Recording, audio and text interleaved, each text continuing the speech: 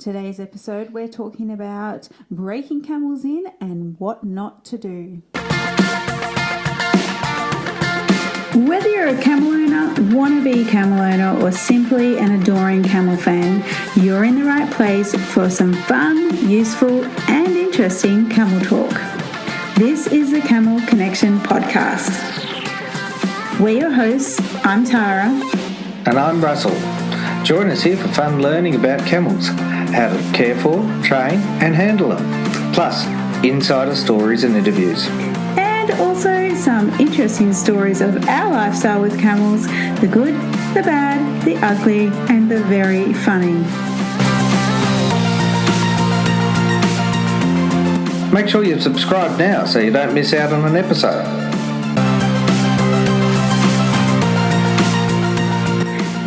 Some of these podcasts are an audio take of our video, so be sure to check those out on our blog for lots of how-to visuals and, of course, lots of camels. This is your one and only go-to podcast, all about camels.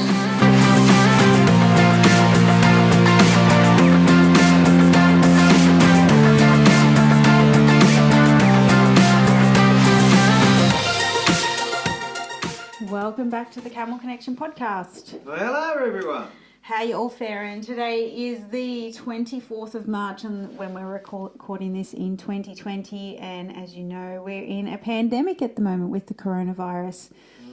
Certainly hope everyone's playing it safe. And we hope you're faring well too, that you and your family are safe. And isn't it an interesting thing that if you're listening to this podcast now and it's 2021 or 2022 or 3 or 4, what 2050. What it would be like just hearing this, like, remember those days. We will pull through this, folks. I truly believe that. Yeah, I think it's definitely a game changer for the world, and perhaps at the end of it, look, you know, there's some. It's not a good situation. Let's face it. Okay, there's there's going to be a lot of sadness and a lot of worry, a lot of stress, awful lot.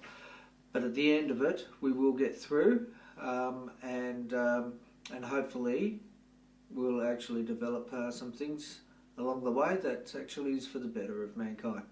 Yeah, I mean, you know, I'm very much an optimistic person, and I always think something good out of something bad always comes.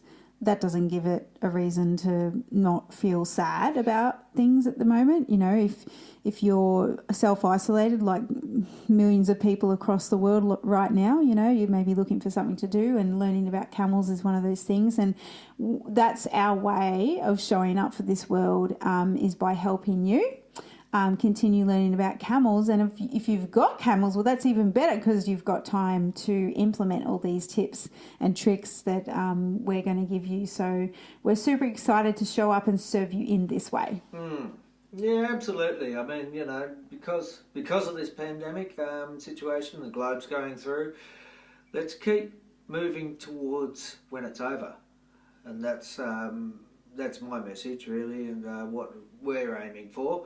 We will get through it, and that, you know, there is light at the end of the tunnel, but we need to overcome that, overcome the roadblocks, if you like. And there's nothing like having camels in your life, because they, as you know, they're very grounded creatures. So they almost, it's like you step into their field and you catch them and you start working with them. It's like all the worries just kind of dissipate, which is really nice. So today we want to talk to you about breaking camels in and what not to do. We don't usually use the word break in, but a lot of people do. So we thought we'd just throw in it for the fun. Yeah.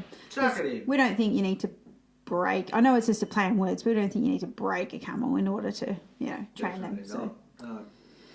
So also, side note, bit of housekeeping. Our children are home, so if you hear a little background noise, it's either the children or the rooster or the duck or something else, camels. Or everything's home right now. Yeah. Yep, that's the way it is.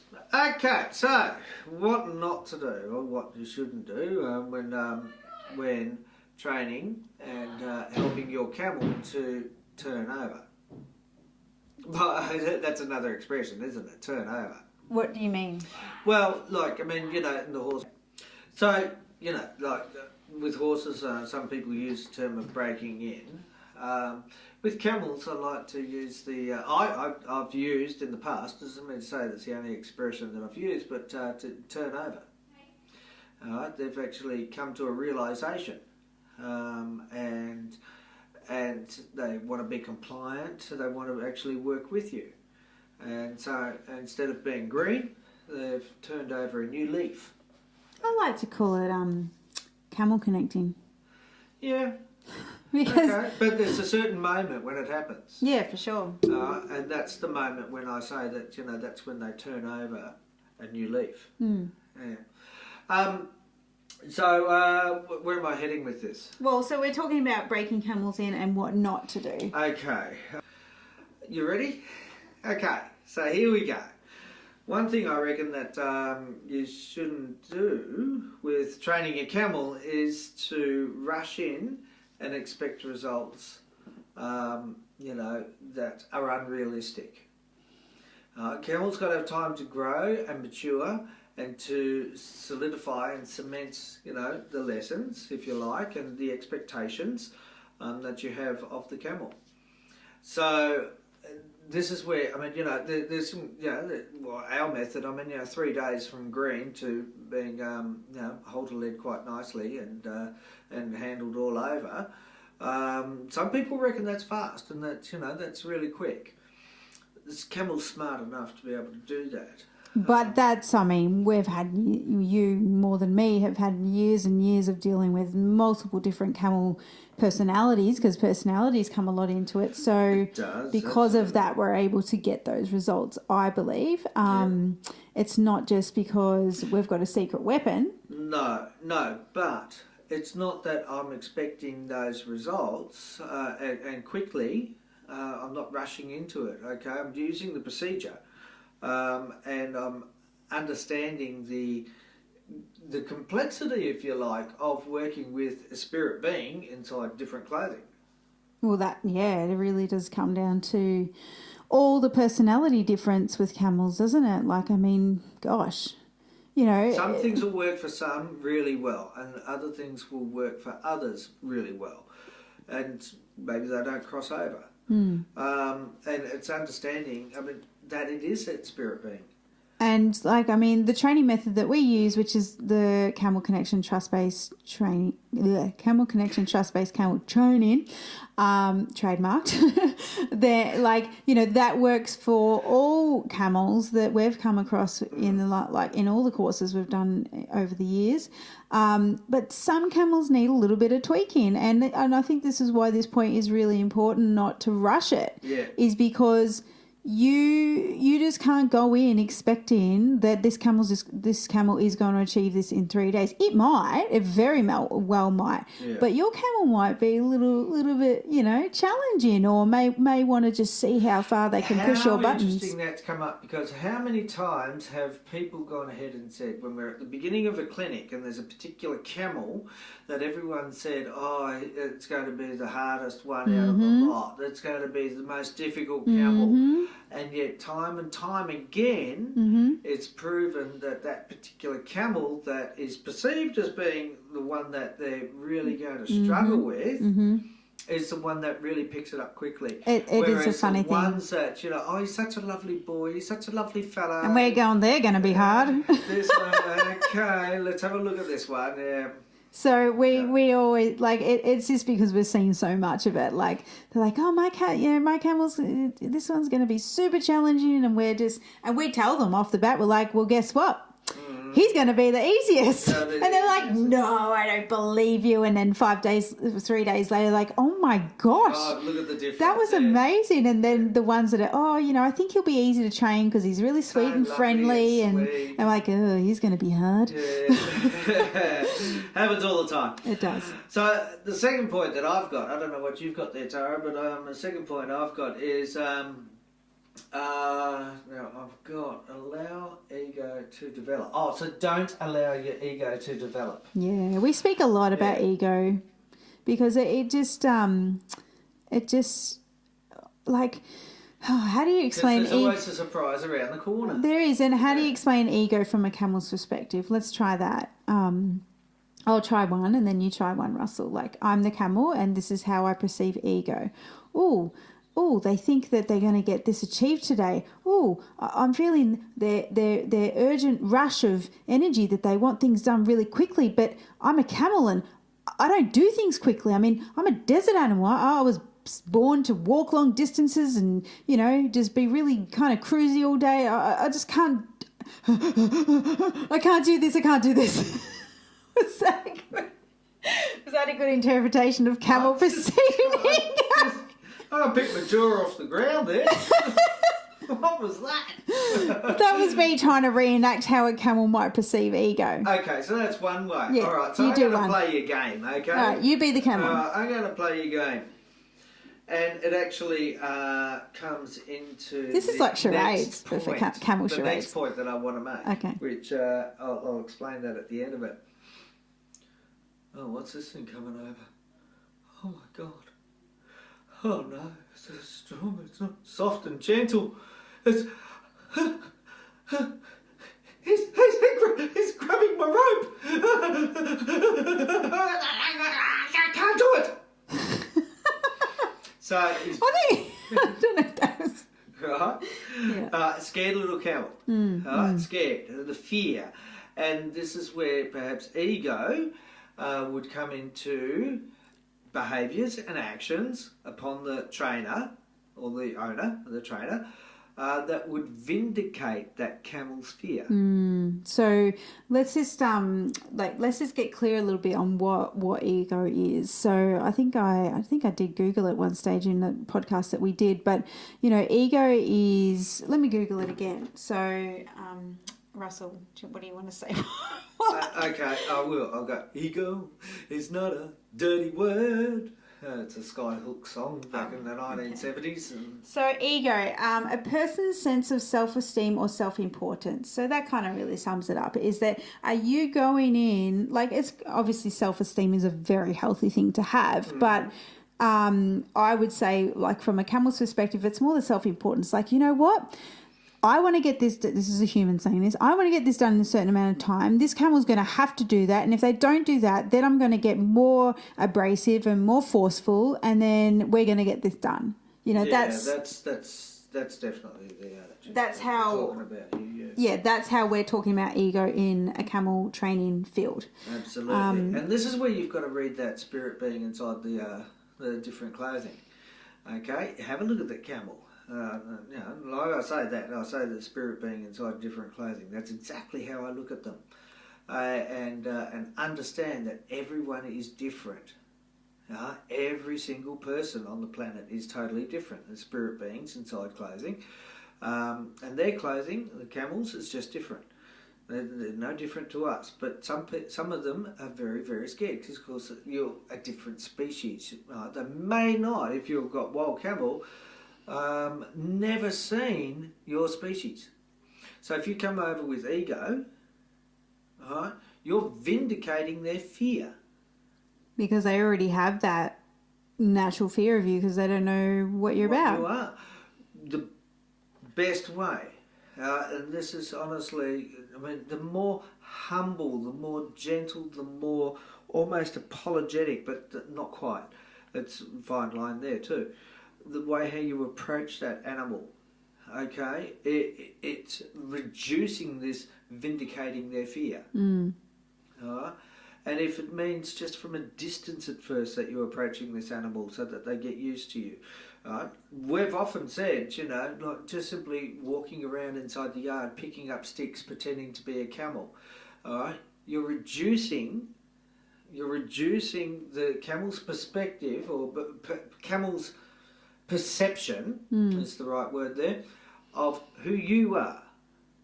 And therefore you're not vindicating their fear. You're trying to blend in.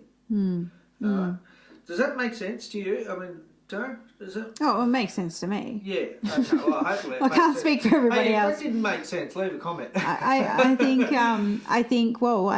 it does make sense because the camel has an innate ability just to feel fear because they're a prey animal, so they're being preyed upon to, you know, for whatever's hunting them, lions, tigers, bears, and, you know, not that they have this, you know, in a lot of domestic environments, but they still have that very much in their evolution. Like it doesn't go away. It's just like dogs and wolves, you know. So it's about working with the inner wildness of that animal, despite how domesticated they've been. Even mollycoddled, pushy baby camel or you know, a pushy camel that's been hand raised, and, you know, we talk a lot about hand raising, bottle raising and all that sort of stuff, and, you know, that it doesn't really set yourself up for good training. But even they, deep down inside, once you get through those initial layers, like I'm the leader here, deep down, they have this innate fear. They do. It's still there. And look, you know, even after you've, you know, spent years with your camels and training them and all that sort of stuff, they're so used to you at that stage. You don't have to go ahead and, you know, almost be apologetic in the way how you approach them. You know, because they're so used to you. You've actually blended, you've created that bond. And I call that bond, like by that stage, it's a huge, big, thick piece of rope that actually stems from your soul, your inner being, to that camel's inner being. You've built so much onto it. But the initial stages, it's a very, very fine thread. And that's where you've got to be protective of that thread that's between you and the camel. Okay? You don't want to vindicate their fear.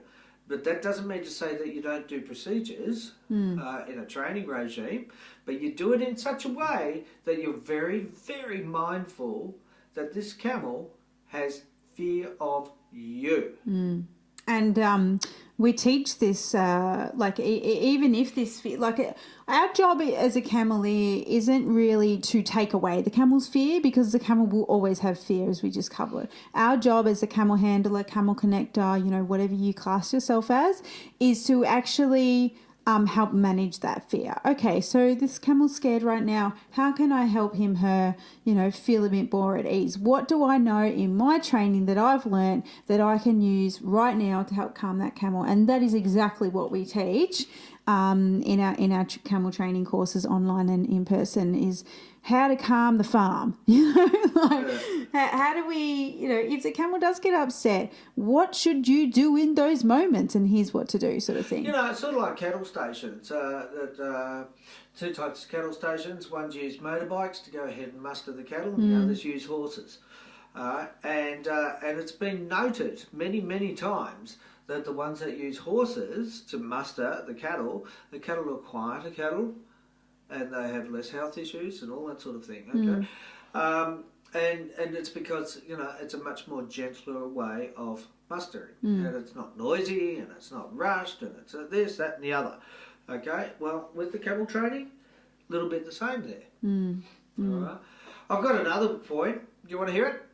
Yes. You do? We need like a woo. Okay, right. So, the audience goes wild. Oh, do they? Hey, can you put in a dub? I think we're getting cabin fever already. Okay, chop and change methods, procedures without giving the camel adequate time to achieve or understand. So switching methods up all the time. So you try one method, it's not working quick enough, and then you try another method. Is that what you're referring to? That's exactly what I'm saying. Yeah, for sure. I mean, that's one way to confuse anything, I think. Like, I think it's obvious that you're confused in that case if you're doing that. Well, that's a really good point, actually, that, yeah, it's actually not, well, the camel's confused because of your confusion. Like, you think this should work in a certain, which goes back to your first point, you think this should work in a certain time frame, it's not working, so-and-so said it would work, it's working for them, why isn't it working for me, blah, blah, blah, all these things, all these stories that you actually create up. You've actually literally made up all these stories of why this isn't working for you. And then you're like, right, you know, let's try something different, sort of thing. And then switch it up. And sometimes that can happen 4 or 5 times over. We've come across camel owners like that, and they're like, oh, we did this and did that. And we're just like, oh, that poor camel is so confused. So you find something that resonates with you, and you stick with it. If it fits well, like, you know, we've had clients come to us who other camel training styles did not fit with them. So obviously in those circumstances, you know, everything is recoverable with camels, you know, and this is one of Russell's saying, everything is recoverable. So, okay, your camel might be a bit confused because you just switched it up a few times, but okay, it might take a little bit longer, but we can do this, you know, we can still get this camel. Do you know why I say that? Okay, there's a reason why I say that. Well, for number one, I mean, you know, the camel does not have a vindictive bone in their body. So they're very forgiving. I found that to be true for 99.9% of the time. All right, so that's number one. But if a camel is, you know, out of fear, it created behavioural issues that could be dangerous or could be, you know, unacceptable. Remembering that they don't have that vindictiveness, why is it that they did that? Right? And you get back to fear again. You know, they're protecting themselves. And just like, now, this is the psychology, I suppose, a psychologist, you know, readjusting the thought patterns from the camel, inside the camel, the camel's thought patterns, to a more acceptable way of living. And yeah. Right? So, you know, this is, you know, the whole thing is that all camels will come good in time. There's another saying. Because what we're doing is, you know, if a camel's really confused because it's had several owners or something like that, and several different methods or no methods or, you know, whatever, and they're just mush inside their brain, inside the way how they think. So your job then is to, okay, here's a pathway, all right, if we just consistently follow along this pathway, just like the psychologist would do with, you know, a person who's a bit confused, we can actually achieve great results because we're modifying behaviour, we're modifying thoughts and perception at the same time. So having a good routine. That's where I believe, sincerely, wholeheartedly, that all camels will come good. All camels. There's not a single camel that I don't think I've ever really come across. I mean, just that 0.1%, 0.01 percent of camels, I think if I had perhaps had more time, that might have been proven wrong too, but I'll never know. Or a different person, because sometimes there's a personality clash too. Too true. Too true. Yeah. Oh, different psychologists. There you go. Yeah, well, yeah. Definitely, 100%. Anyway, so that's that. I hope that makes sense. And the last one I've got on my little list, it's a don't. It's a don't. And that is don't accept bad behaviour or habits. You don't have to accept it. You can walk away. Okay, give us an example. All right, well, say if a camel's a biting camel, all right, you don't have to accept that. All right, you can walk away. Why is it biting? Okay, it's getting you out of their space. But you don't have to accept it. All right, you can tell that camel that's unacceptable. So I'm just here in the audience, and I think what they're saying is, well, if I had a biting camel, I certainly would not accept it. So I think people are already coming in with this perception of not accept, like a lot of the things that the feedback that we get is that, so the feedback we get from a lot of people that might have a biting camel is always sort of along the lines of, I'm really concerned about this. It's scary. It's scary having a biting camel. So I think people already come in with a perception of they don't accept that sort of behaviour. But as Russell said, it's sort of like, okay, let's pick their brain a little bit. Why are they doing this? You know, and have that saying rattling around in your head. They don't have a vindictive bone in their body, even if it's one of those pushy camels that seems to just want to run all over you and stuff like that. Okay, what can we do?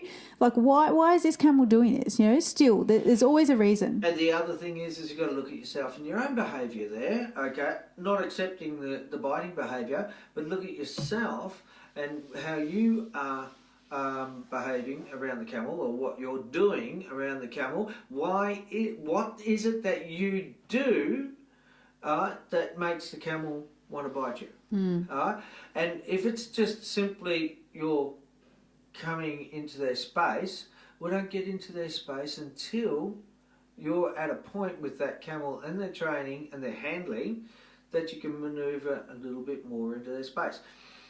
All right. If you've got the camel sitting down, for example, and they're reaching around trying to trying to, bite you, don't vindicate their fear by slapping them. jumping away, or that's it, you don't slap them or anything like that. But you can go ahead and put your hand up and push their head away, saying, no, that's unacceptable.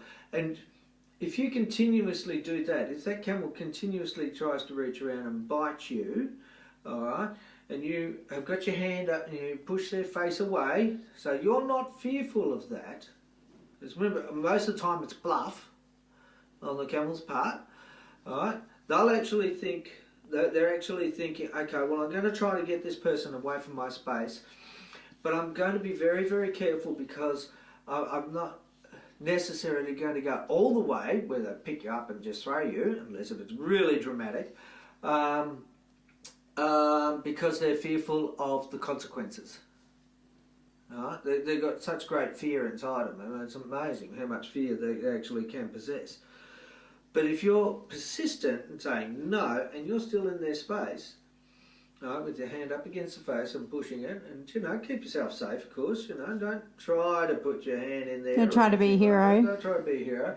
But you're still in their space, and so their brain, if you give them their camel time, their thinking time, their brain will actually say, okay, it didn't work. Right?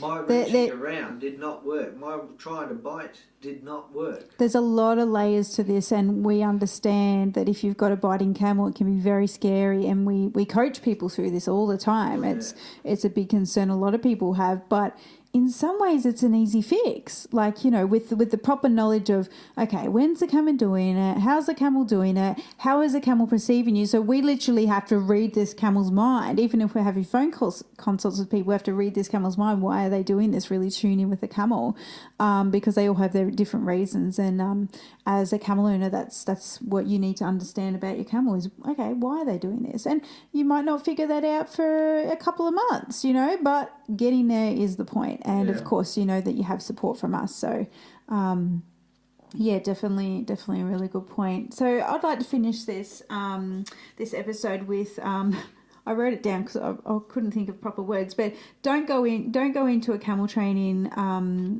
session with some shitty equipment. That includes yourself. Well, yeah, it does. We kind of spoke about that. If you're pissed off, what's the point? Yeah. Well, that's what Russell meant. He didn't say that you're shitty. No. He meant, if you're not in the mood to do it. If you're not in the headspace. If you're not in the headspace and you don't have the time, or you've got a set amount of time, it's like, save it for another day. Equipment really does matter, especially if you're tying up your camel and haltering your camel and stuff, because, and most importantly, when they're young, they're learning habits all the time. So if you put a halter on and you haven't put it on correctly, and you've tied them up with some rope that probably wouldn't hold their weight if they pull back, and they manage to get their halter off, and then of course, or the rope snaps, it's like they've already kind of I think I know a little trick here, and they feel pretty proud of themselves that they know this trick. So just the perfect way to prevent any bad habits forming is using proper equipment. Yeah, preparation's the key there, definitely. And that is a sturdy halter. Know how to put the halter on. We see a lot of people just putting the actual camel halter on with no rope around the neck and through the halter to actually keep because halters slip off. All this because camels' heads are such a weird shape, the halters do slip off and will slip off in your training process if they do not have that rope around the neck that leads to the lead rope. And we see it all the time. Like even in our training courses, halters slip off all the time, but the camel is still tied and successfully, controlled with this rope around its neck as well. So you gotta know your equipment, and you gotta know, okay, you gotta ask yourself, do I want my camel learning any bad habits? And if not, which most of us don't, then obviously you can go in knowing about the equipment, even if it's something simple like a headstall. Things like that. So. I think that's where it's sort of just really, where we'll sort of leave you with all that, and there's a fair bit in there. Yeah, so maybe you took notes or whatnot, but here's some fun news. So we scheduled a webinar to happen on the 23rd which was yesterday for us, of March, and massive technical difficulties, not with the webinar, but with how people were supposed to sign up, and then we weren't collecting emails, blah, blah, blah, technical stuff. So shit. So it turns out that if you registered for the Camel webinar, guess what? You actually didn't, because of this technical issue. So we're postponed it, which is good, because it's probably a good thing at this time in space and time anyway, because a lot of, all around the world, people are closing down. Yeah, but that's been happening for weeks. So for people to get used to that idea, and then we'll be into it. So thank you for emailing us and telling us where's the webinar link. We're sorry about that. It's easy to look over some of these. It's just so many things to consider when we run an online event like this. It's actually easier to do it in person, but obviously that's not possible right now. So we're doing this online camel training webinar. So, folks, here it is. Grab a pen and paper. It's going to be the 5 things that you must know in order to train and handle camels, and it is going to be the 1st of April, which would be in Australian time. And that would be the 31st for people in the United States. Mm-hmm. So head over to camelconnection.com/camel training live, and that's where you can actually register for the webinar this time. So it's in about 9 days time. So we're so looking forward to sharing this information with you so much. We've got lots of values. We've just finished putting the slides together, and we're just like, yes. It's a little bit different from last time. Oh, it is, yes. Quite considerably different. Yes, but I would say a lot more value. Okay. Yeah, I would say a lot more value. So that's really exciting for you guys. So we can't wait to turn up live with you and teach you these things. And of course, if you turn up live, we'll be offering special gifts and bonuses, which is exciting. Because we just, we love giving stuff away. We're really excited about that for you and us. They're always really amazing, because we get camel people from all over the world.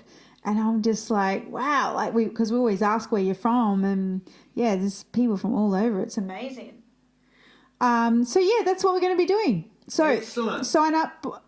You can even just head to camelconnection.com, and there's some flashy banners just saying sign up here. We'd love to have you there, and that's where we will share the 5 things you must know in order to train and handle camels. Absolutely. I look forward to it. All right, guys, you stay safe and stay home if you can. And don't forget to Camel Connect. Please do what the authorities are telling you. And if you've got the time now to play around with your camels, keep learning from us. That's it. Got so much content here. Okay, take care, guys. Catch you on the next one. See Bye. Bye.